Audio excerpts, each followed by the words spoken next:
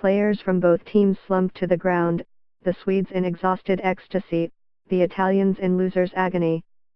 On a starry night in Milan, four-time champion Italy failed to qualify for the World Cup for the first time in 6 decades. Sweden advanced for the first time since 2006. Despite 3/4 of possession, Italy was stymied by a goalless draw in the second leg of their playoff on Monday and Sweden prevailed 1-0 on aggregate. Story continues below advertisement. "It's a black moment for our game," Italy midfielder Daniele De Rossi said. "Unfortunately there will be a lot of time to analyze it. The only thing I can say is that we showed few ideas and not much in the way of tactics." The Sweden players ran over to celebrate with the traveling fans, a sea of joyful yellow at San Siro. The Italians looked on in shock and disbelief or put their head in their hands as though it were too painful to watch.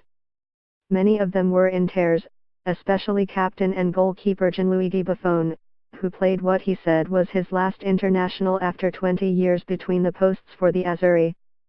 "We all need to look within and find a way to bounce back," defender Giorgio Chiellini said. "We need to get back to the level we deserve to be at." Italy had failed to qualify for the World Cup just once before, reaching 14 straight since falling short in 1958. The Azzurri did not enter the first World Cup in 1930.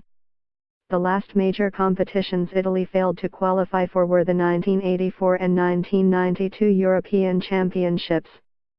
It could have been worse for Italy, as Sweden was denied what looked like 2 clear-cut penalties for handballs, first by Matteo Darmian and then Andrea Barzagli. Story continues below advertisement. Story continues below advertisement. Italy had a penalty appeal of its own waved off by Spanish referee Antonio Matulajos when Marco Parolo was tripped from behind by Ludwig Augustinsson. But the Azzurri struggled to carve out clear chances, and only one of their 6 shots on target really tested goalkeeper Robin Olsen. It would be easy to lay the blame squarely on Gianpiero Ventura. The Italy coach will naturally take the lion's share, but the Azzurri problems run much deeper. "I want to apologize to the Italian people for the result," Ventura said. "Not for the commitment, and the desire and everything else but for the result." The rot started long before Ventura took charge. After winning the World Cup in 2006 for a 4th time, Italy went out at the group stage of the next 2 editions. It fared somewhat better at the European Championship, reaching the final in 2012 and quarter-final elimination in 2008 and 2016. Story continues below advertisement. However, Antonio Conte Italy's side overachieved in France last year, when it surprisingly beat Spain in the round of 16 before losing on penalties to world champion Germany. For a long time, Italy has lacked a creative force, successors to Andrea Pirlo and Francesco Totti of the 2006 side who could change a match with one moment of magic.